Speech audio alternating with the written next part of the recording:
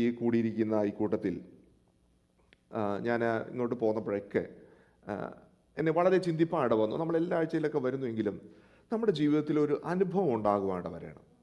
ഞാൻ കഴിഞ്ഞ വെള്ളിയാഴ്ച ഒരുമിച്ച് ചിന്തിച്ചതാണ്, അവൻ്റെ വിളിയാലുള്ള ആശ ഇന്നതെന്ന് തിരിച്ചറിയേണ്ടതിനും ഹൃദയദൃഷ്ടി പ്രകാശിക്കുക.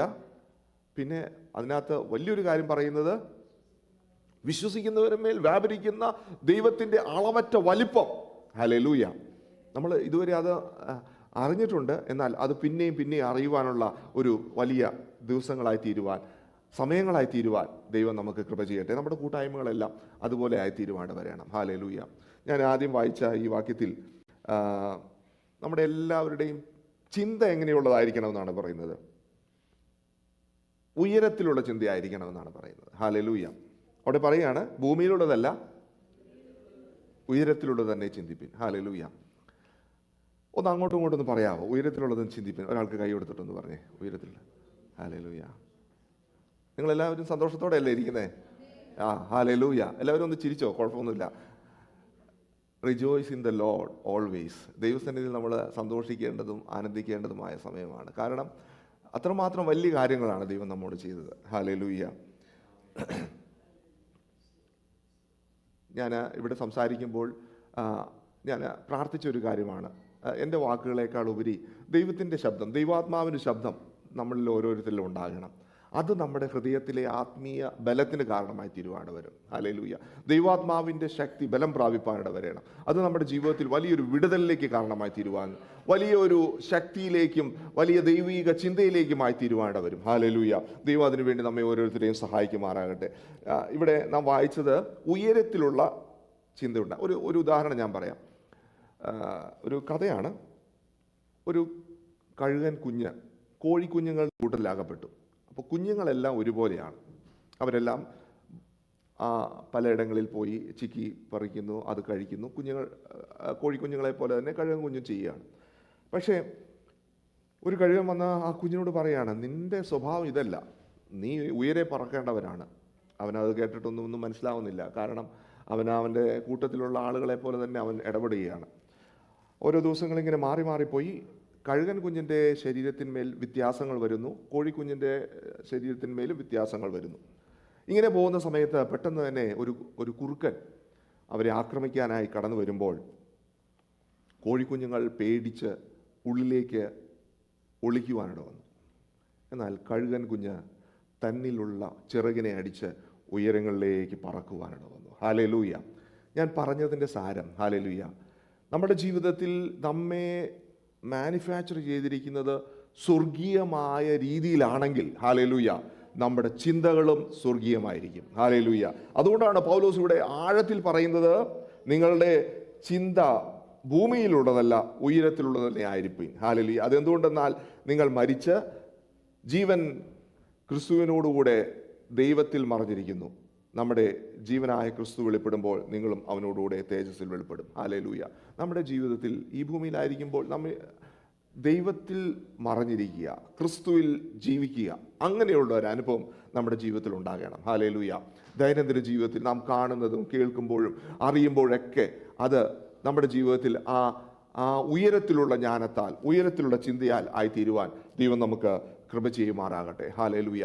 നമ്മുടെ ജീവിതത്തിൽ അങ്ങനെയുള്ളൊരു പ്രാർത്ഥനയോടെ, ഒരു പക്ഷേ ഈ ആരാധനയ്ക്ക് വരുന്ന സമയം മാത്രമല്ല, ഇത് ആരാധനയ്ക്ക് വരുന്നത് ഒരുമിച്ചുള്ള ഒരു കൂട്ടായ്മ മാത്രമാണ്. എന്നാൽ ഇതിന് ശേഷം നമ്മൾ പുറത്തേക്ക് ഇറങ്ങുമ്പോൾ അവിടെയെല്ലാം ഈ ഉയരത്തിലുള്ള ചിന്ത ഉണ്ടാകണം. ഹല്ലേലൂയ. ആ സ്വർഗരാജ്യത്തിൻ്റെ വലിപ്പത്തിന് വേണ്ടി നാം ചിന്തിപ്പാനിട വരണം. അത് നമ്മുടെ ജീവിതത്തിൽ വലിയ ഒരു ഇമ്പാക്റ്റിലേക്ക്, വലിയ പ്രവൃത്തിയിലേക്ക് കൊണ്ടുവരുവാനിട വരണം. ഹല്ലേലൂയ. നമ്മൾ വെള്ളിയാഴ്ച വായിച്ച ആ വാക്യങ്ങൾ ഒന്നുകൂടി വായിച്ച് അതിലുള്ള ചില കാര്യങ്ങൾ പറയുവാനും അതിനോടനുബന്ധിച്ച് മറ്റു ചില കാര്യങ്ങൾ പറയുവാനും ആഗ്രഹിക്കുന്നു. എഫെസ്യ ലേഖനം 1-ാം അധ്യായം അതിൻ്റെ 17 മുതലുള്ള വാക്യങ്ങളാണ്.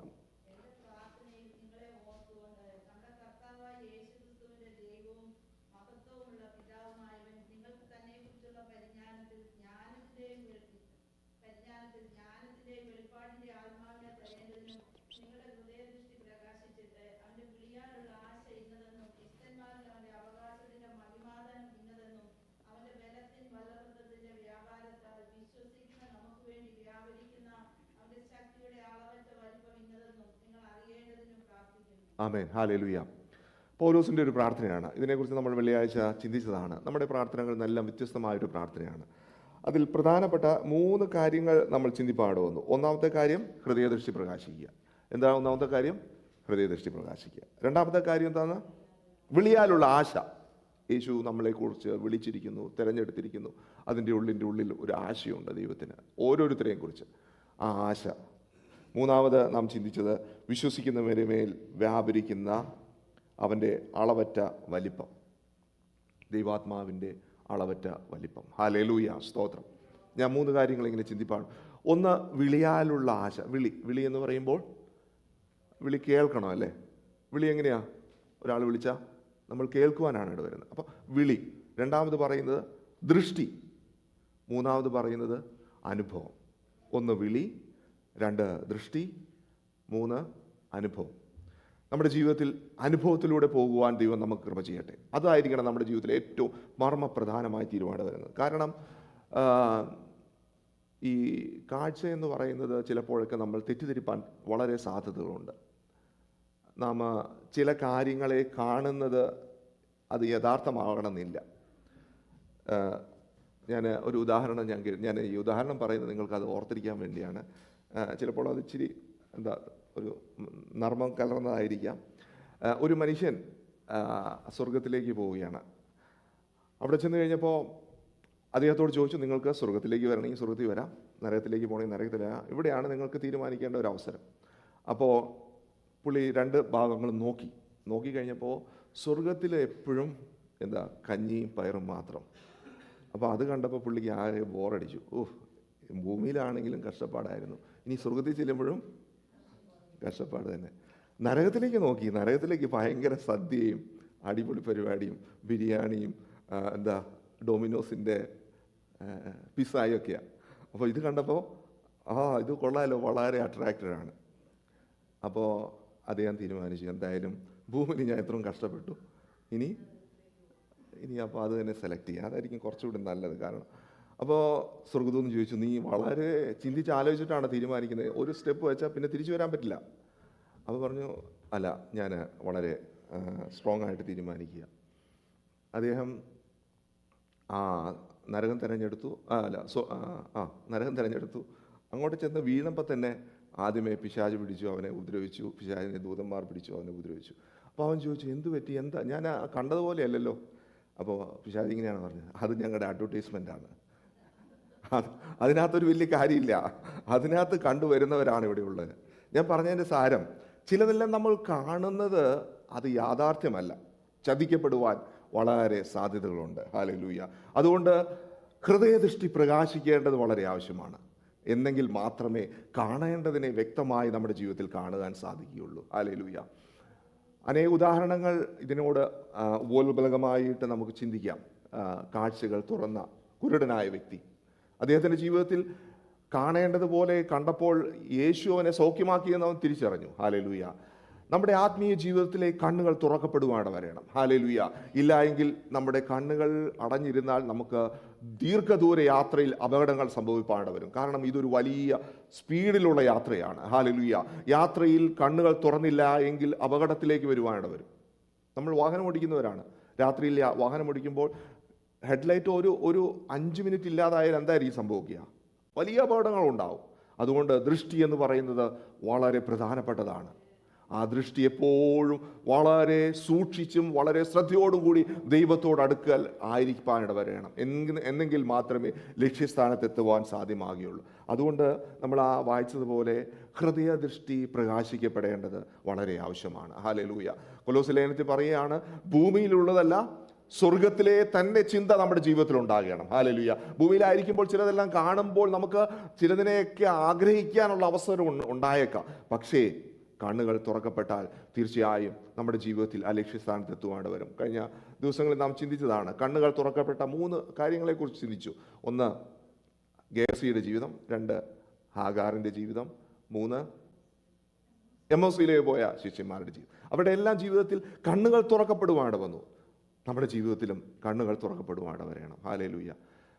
ദൈവത്തോട് നമുക്കൊന്ന് പ്രാർത്ഥിക്കാം. കർത്താവേ, എൻ്റെ ജീവിതത്തിൽ കണ്ണുകൾ, ഉള്ളിലെ കണ്ണുകൾ, കുരുട്ട് കണ്ണുകൾ, എൻ്റെ ഹൃദയത്തിലെ കണ്ണുകൾ തുറക്കപ്പെടുവാൻ ദൈവമേ കൃപ ചെയ്യണമേ. ഹാലേലൂയ. ദൈവമാണ് നമ്മുടെ ജീവിതത്തിലെ കണ്ണുകൾ തുറക്കുവാനാണ് വരേണ്ടത്. ഹാലേലൂയ.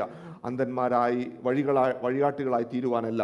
കർത്താവേ, എൻ്റെ ജീവിതത്തിൽ എൻ്റെ ഹൃദയത്തിലെ കണ്ണുകൾ തുറന്ന് അങ്ങ് ആഗ്രഹിക്കുന്ന പോലെ കാണുവാൻ കൃപ ചെയ്യണമേ. ഹാലേലൂയ. പത്രോസിൻ്റെയും യേശുവിൻ്റെ ശിഷ്യന്മാരുടെ എല്ലാം ജീവിതത്തെക്കുറിച്ച് നാം പഠിക്കുമ്പോൾ അവരുടെ ജീവിതത്തിൽ അവരൊത്തിരി പഠിപ്പിക്കലെല്ലാം കേട്ടതാണ് യേശുവിൽ നിന്ന്. എന്നാൽ യേശുവിൻ്റെ ക്രൂശ് മരണത്തോടടുത്തപ്പോഴൊക്കെ അവരുടെ ചിന്തകളിൽ വളരെ വ്യാകുലതകൾ വരുവാനിട വന്നു.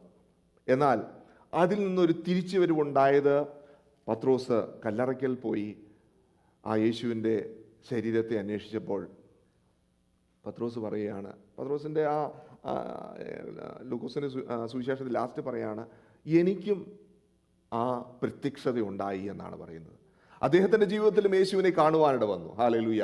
പ്രിയമുള്ളവരെ, നാം സേവിക്കുന്ന യേശുവിനെ നമുക്കും ഒന്ന് കാണുവാനുള്ള അവസരമുണ്ട്. കാരണം യേശു ജീവനുള്ള ദൈവമാണ്. Hallelujah, hallelujah. നമ്മുടെ ഓരോരുത്തരുടെ ജീവിതത്തിൽ യേശു നമ്മെ കാണുവാൻ തക്കവണ്ണം, യേശു നമ്മെ അറിയുവാൻ തക്കവണ്ണമുള്ള അവസ്ഥയിലേക്ക് ആയിത്തീരുവാൻ ദൈവം നമുക്ക് കൃപ ചെയ്യട്ടെ. ഹല്ലേലൂയ.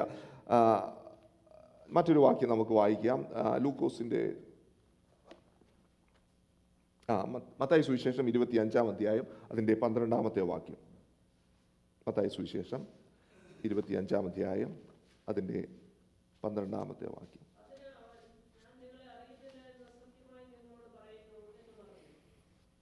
നമുക്കറിയാവുന്ന ഒരു വാക്യശകലമാണ് ഇത് 10 കന്യകമാരുടെ ഒരു ഉപമ പറഞ്ഞതിന് ശേഷം പറയുന്ന ഒരു വാക്യങ്ങളാണ്. യഹൂദന്മാരുടെ കല്യാണം അനുസരിച്ച് അവർ 3 ഭാഗങ്ങളായിട്ടാണ് അവരുടെ കല്യാണം നടക്കുന്നത്. ഹിസ്റ്റോറിക്കലി ആ രീതിയിലാണ് പണ്ഡിതന്മാർ പറയുന്നത്. ആദ്യമായി ഒരു എഗ്രിമെൻറ്റ്, ഒരു ബിത്രോവൽ, ഒരു എൻഗേജ്മെൻറ്റ് നടക്കും. ആ എൻഗേജ്മെൻറ്റിന് ശേഷം ഒരു എഗ്രിമെൻറ്റ് സൈൻ ചെയ്യും. ഭാര്യയും ഭർത്താവും അവരൊരുമിച്ച് ജീവിക്കുക എന്നുള്ളത്. അതിനുശേഷം ഈ വിവാഹ വരൻ തൻ്റെ ഭവനത്തിലേക്ക് പോയി തനിക്ക് വേണ്ട, തൻ്റെ കുടുംബത്തിന് വേണ്ട, തൻ്റെ ഭാര്യയ്ക്ക് വേണ്ട വീടും കാര്യങ്ങളെല്ലാം ഒരുക്കി ഒരു ദിവസം തിരിച്ചു ചെല്ലും. ഏതാണ്ട് 1 വർഷത്തിൻ്റെ ഉള്ളിലാണ് അത് സംഭവിക്കുന്നതെന്നാണ് പറയുന്നത്. തിരിച്ചു ചെല്ലുമ്പോൾ അദ്ദേഹത്തിൻ്റെ കൂട്ടുകാരുമെല്ലാം പോയി വലിയ ആർപ്പുവിളി ഉണ്ടാകും.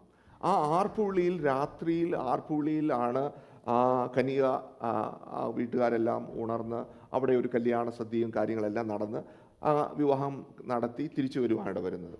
ഇവിടെ നമുക്ക് കാണാൻ സാധിക്കുന്നത് അതിൻ്റെ 10-ാമത്തെ വാക്യങ്ങളൊന്ന് വായിച്ചാട്ടെ.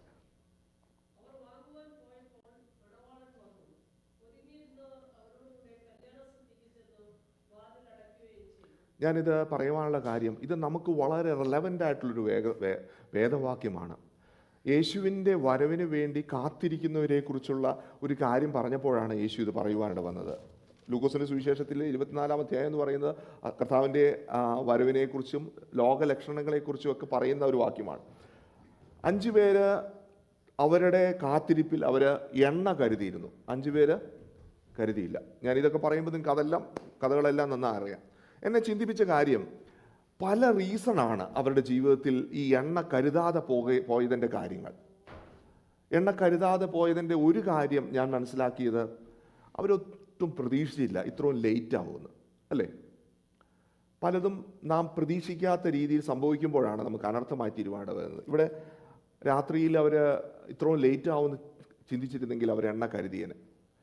എന്നാൽ മറ്റൊരു കൂട്ടർ അവർ വളരെ ശ്രദ്ധയോടെ, വൈകിയാലും സാരമില്ല, ഞങ്ങളുടെ കരത്തിൽ എണ്ണ ഉണ്ട്, അല്ലെങ്കിൽ എണ്ണ അവർ കരുതിയിരുന്നു. ഹല്ലേലൂയ. നമ്മുടെ ജീവിതത്തിൽ നാം ഒന്ന് തുലനം ചെയ്യുന്നത് നല്ലതാണ്. യേശുവിൻ്റെ വരവ് വൈകും തോറും നാം എങ്ങനെയാണ് യേശുവിൻ്റെ വരവിനെ വെയിറ്റ് ചെയ്യുന്നത്? ഹല്ലേലൂയ. ഇന്ന് എങ്ങനെയെങ്കിലും ജീവിക്കാം, അല്ലെങ്കിൽ ഇന്ന് കുഴപ്പമില്ല, നാളത്തേക്കാണല്ലോ യേശു വരുന്നത്. അങ്ങനെ പിന്നീട് യേശു എന്നെ ചേർത്തുകൊള്ളുമെന്ന് ചിന്തിച്ച് ജീവിക്കുന്ന ഒരു ജീവിതമാണ് നമ്മുടേതെങ്കിൽ ഒന്ന് മാനസാന്തരപ്പെടേണ്ടത് വളരെ ആവശ്യമാണ്. കാരണം ഏതു നിമിഷവും മണവാളൻ്റെ വരവിന് വേണ്ടിയുള്ള ആർപ്പുവിളികൾ ഉണ്ടാകും. ഹല്ലേലൂയ. ഇവിടെ എന്നെ ഏറ്റവും ചിന്തിപ്പിച്ച ഒരു വാക്യം എന്ന് പറയുന്നത്, ഞാൻ 12-ാമത്തെ വാക്യം ഒന്നുകൂടി വായിച്ചാട്ടെ.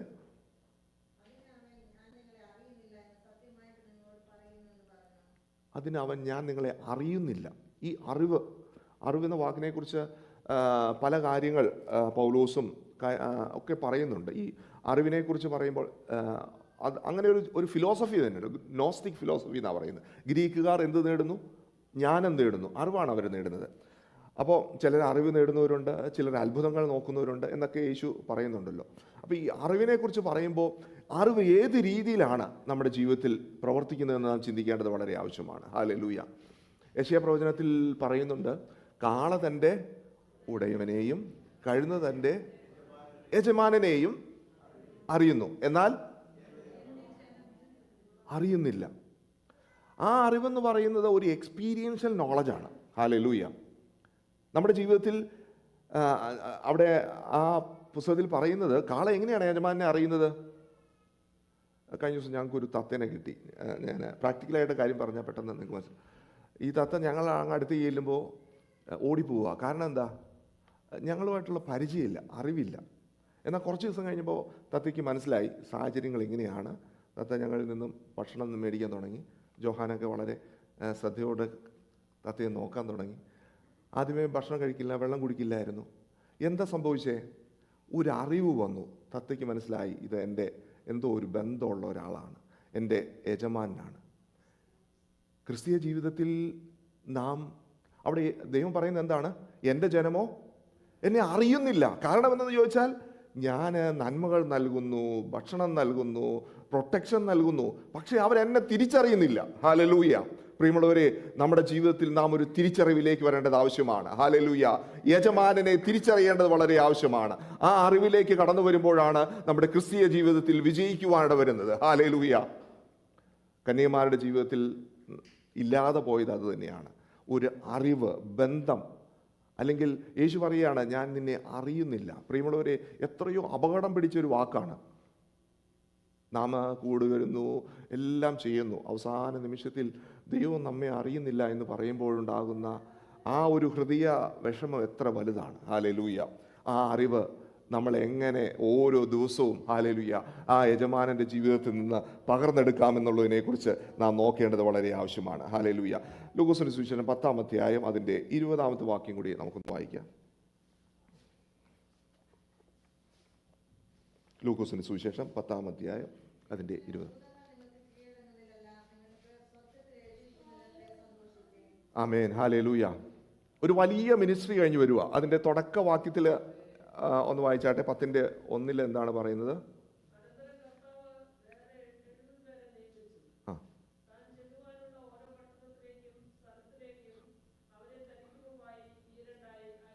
ആമേൻ. 70 പേരെ തിരഞ്ഞെടുത്ത് അയച്ച ആ 70 ആളുകൾ ചെന്ന് ചെയ്ത പ്രവർത്തികളെ കുറിച്ചാണ് അവിടെ പറയുന്നത്. അതിൻ്റെ തൊട്ട് മേളിലേക്ക് വായിച്ച 17-ാം വാക്യത്തിൽ 17-ഉം 18 വാക്യങ്ങളൊന്ന് വായിച്ചാട്ടെ.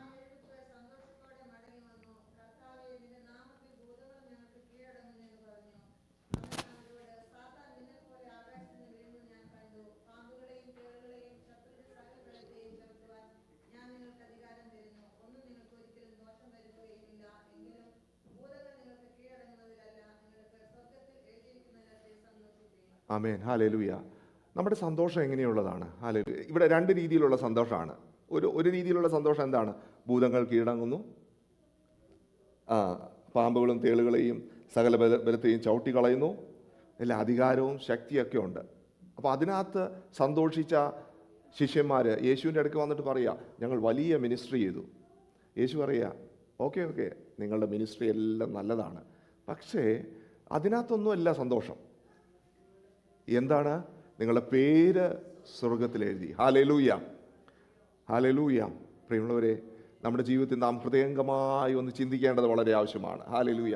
പുറമേ കാണുന്നതല്ല. പുറമേ കാണുന്നതൊക്കെ ചിലർ വിധിക്കും, ഇത് വളരെ ബ്ലസ്ഡ് ആണ്, ഇത് വളരെ നല്ലതാണ്, പക്ഷേ ഉള്ളിൻ്റെ ഉള്ളിൽ നമ്മുടെ പേര് സ്വർഗത്തിലുണ്ടോ എന്ന് നാം നോക്കേണ്ടത് ആവശ്യമാണ്. ഹല്ലേലൂയ.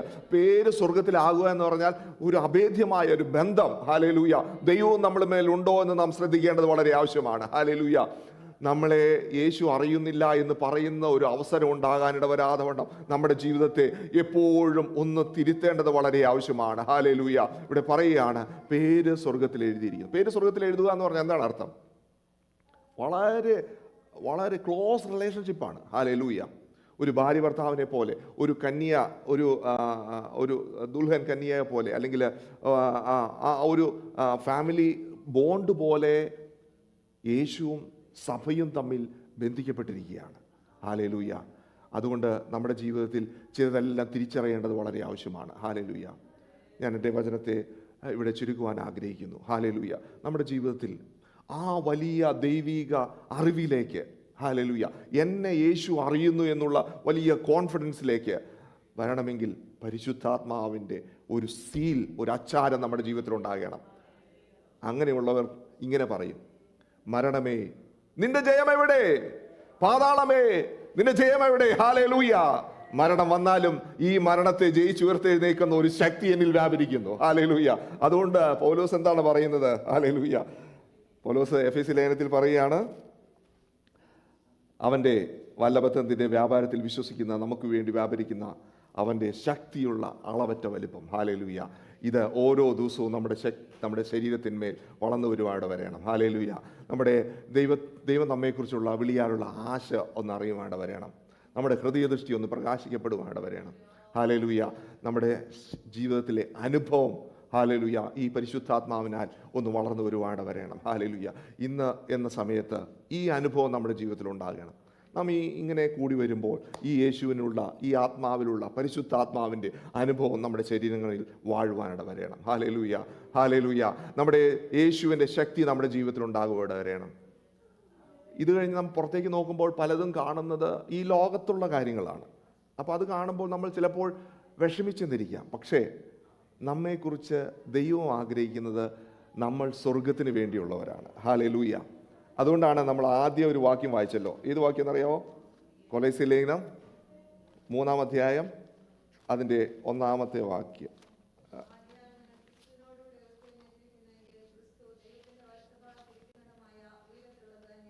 ആമേൻ. ഹല്ലേലൂയ.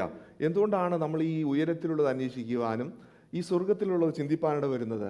കാരണം നാം ക്രിസ്തുവിനുള്ളവരാണ്. ഹല്ലേലൂയ. നാം ക്രിസ്തുവിനോട് കൂടിയുള്ളവരാണ്. ഹല്ലേലൂയ. പുറമേയുള്ള ലോക മനുഷ്യരെ പോലെയോ ലോകത്തിൻ്റെ സാഹചര്യങ്ങളെ പോലെയോ ചിലപ്പോഴായിരിക്കില്ല. നമ്മൾ ഈ ഐഫയിൽ വരുമ്പോൾ ബോയിങ്ങിൻ്റെ മാനുഫാക്ചറിങ് യൂണിറ്റ് ഉണ്ട് അവിടെ. അപ്പോൾ കുറേ ഫ്ലൈറ്റുകൾ ഉണ്ടാക്കി വെച്ചിട്ടുണ്ട്. ഞാനപ്പോൾ ഇങ്ങനെ കഴിഞ്ഞ ദിവസം ഇങ്ങനെ ചിന്തിപ്പാണ്ട വന്നു. വളരെ വിലയുള്ള ഒരു കാറ് റോഡിലൂടെ വളരെ സ്പീഡിലൂടെ പോകുന്നു. ഈ ബോയിങ് എന്നോട് ചിലപ്പോൾ ഞാനിങ്ങനെ ചിന്തിക്കുകയാണ്, പറയും, ഞാൻ ഇത്ര സ്പീഡിൽ പോവുക, നിനക്ക് എന്ത് ചെയ്യാൻ പറ്റും? നിനക്ക് ഉപയോഗമില്ലാത്ത ഒരു ചിറകുണ്ട്, നിൻ്റെ ടയർ എത്ര ചെറുതാ, എൻ്റെ സ്പീഡ് നോക്ക് എന്ന് പറയുമ്പോൾ ബോയിങ് എന്താ പറയുക? ആ ഫ്ലൈറ്റ് എന്താ പറയുക? നീ ചിന്തിക്കും, ഞാൻ ഈ ഇട്ടാവട്ടത്തിലെ ഭൂമിയിലുള്ള ചലനങ്ങൾക്ക് വേണ്ടിയുള്ളതാണെന്ന്. അല്ല, തെറ്റുപറ്റിപ്പോയി. ഞാനൊന്നങ്ങ് പറന്നു കഴിഞ്ഞാലുണ്ടല്ലോ, നീയൊക്കെ ചിന്തിക്കുന്നതിൻ്റെ 10 ഇരട്ടി വേഗതയിലാണ് പോകുന്നത്. ഹല്ലേലൂയ. പ്രിയമുള്ളവരെ, നമ്മെ ഓരോരുത്തരെയും മാനുഫാക്ചർ ചെയ്തിരിക്കുന്നത് ദൈവത്തിൻ്റെ പ്രവൃത്തിക്ക് വേണ്ടിയാണ്. ഹല്ലേലൂയ. അത് നിങ്ങൾ മനസ്സിലാക്കണം. നിങ്ങളിൽ വ്യാപരിക്കുന്ന പരിശുദ്ധാത്മാവിൻ്റെ ശക്തി എന്ന് പറയുന്നത് ദൈവിക പ്രവൃത്തിക്ക് വേണ്ടിയുള്ളതാണ്. ഹല്ലേലൂയ. അതുപോലെ നിങ്ങളുടെ ഹൃദയങ്ങൾ മാറുവാനിട വരണം, നിങ്ങളുടെ കണ്ണുകൾ തുറക്കുവാനിട വരണം, അതുപോലെ നിങ്ങളുടെ ചെവികൾക്ക് വ്യത്യാസം വരുവാനിട വരണം. അതുകൊണ്ടാണ് പൗലോസ് പറയുന്നത്, കർത്താവിൻ്റെ വിളിയാലുള്ള ആശ തിരിച്ചറിയണം. എൻ്റെ ഹൃദയ കണ്ണുകൾ തുറക്കുവാനിട വരണം, എൻ്റെ കുരുട്ട് കണ്ണുകൾ തുറക്കുവാനിട വരണം. അമിതമായ അളവറ്റ വലിപ്പമുള്ള ആ ആത്മാവിൻ്റെ ശക്തി എന്നിൽ തിരിച്ചറിയുവാനിട വരണം. Hallelujah. Praise the Lord. Hallelujah. അതായിരിക്കണം നമ്മുടെ കൂട്ടായ്മയുടെ ഏറ്റവും വലിയ ആഴമെന്ന് പറയുന്നത്. Price the Lord. Hallelujah. Hallelujah. അതായിരിക്കണം നമ്മുടെ ഏറ്റവും വലിയ ലക്ഷ്യമെന്ന് പറയുന്നത്. ഹല്ലേലൂയ. ദൈവത്തോട് നമുക്ക് പ്രാർത്ഥിക്കാം. ഈ നൈമിഷികമായി ലോകത്തേക്കാൾ ഉപരിയായി നിത്യമായ ഒരു ജീവിതത്തിന് വേണ്ടി നമ്മെ ഓരോരുത്തരെയും വിളിച്ചു വേർതിരിച്ച് അതിലാക്കിയ ദൈവത്തിൻ്റെ പ്രവൃത്തി എത്രയോ വലുതാണ്. ഹല്ലേലൂയ. അതിലേക്ക് ഓരോ ദിവസവും നമ്മെ ദൈവം നടത്തുകയാണ്. ഹല്ലേലൂയ. അതുകൊണ്ട് നമുക്ക് പൗലോസിനോടുകൂടി നമുക്കും ഒന്ന് പ്രാർത്ഥിക്കാം. കർത്താവേ, അങ്ങെന്നെ ഒന്ന് അറിയുവാൻ, എനിക്ക് അങ്ങയെ ഒന്ന് അറിയുവാൻ, ഹല്ലേലൂയ, ആ കന്യകമാരെ പോലെ അറിവുള്ളവരായി, ഹല്ലേലൂയ, യേശു അറിയുന്നവരായി തീരുവാൻ, ഹല്ലേലൂയ, ദൈവത്തിൻ്റെ ആത്മാവ് നമ്മളിൽ പരിവർത്തിക്കുന്നവരായി തീരുവാൻ നമുക്ക് ഇടവരട്ടെ. പൗലോസിനോട് നമുക്ക് പ്രാർത്ഥിക്കാം. കർത്താവേ, എൻ്റെ കണ്ണുകളെ തുറക്കണമേ. എൻ്റെ ഹൃദയദൃഷ്ടി ഒന്ന് പ്രകാശിക്കപ്പെടണമേ. കർത്താവേ, അങ്ങയുടെ വിളിയാലുള്ള ആശ എൻ്റെ ജീവിതത്തിൽ പ്രാവർത്തികമാക്കുവാൻ കൃപ ചെയ്യണമേ.